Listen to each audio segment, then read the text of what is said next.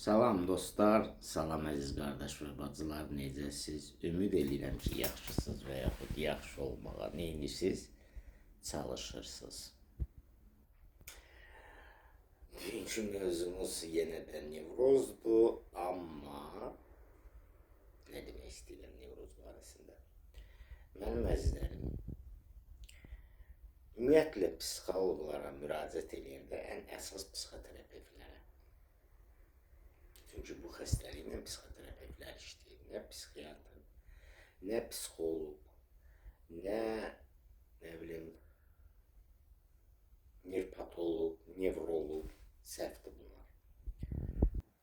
Müraciət edəndə psixoterapevtə biraz məlumatlı olun, biraz fikir düşünün ki, məntiqlə.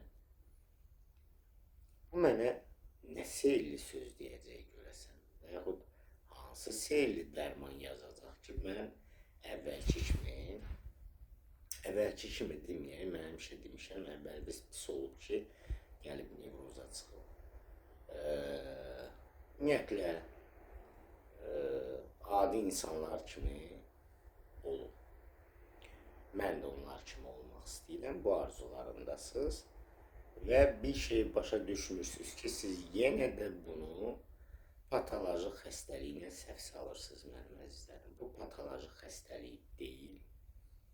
Bu fiziki ağrılar olsa da belə fiziki xəstəlik deyil. Bu sadəcə düşüncələrinizin, emosiyalarınızın disbalansıdır. Təbii sonra beyində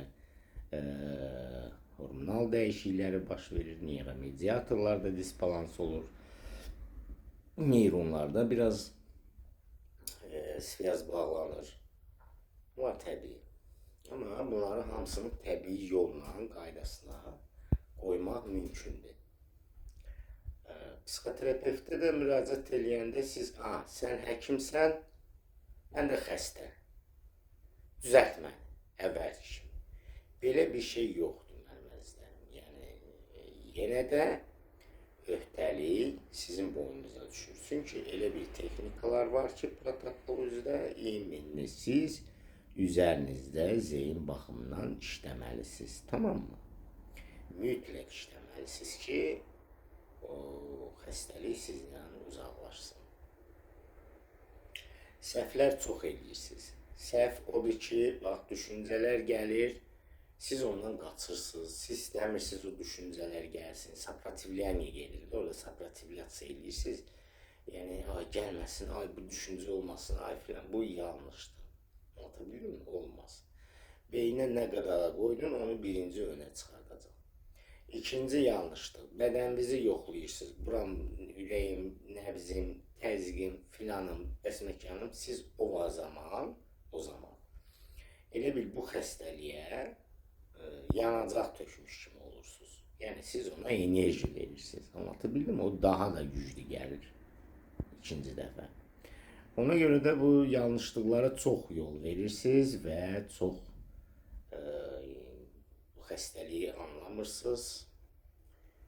Ümumiyyətlə, anlayışınız yoxdur bu xəstəlikdən.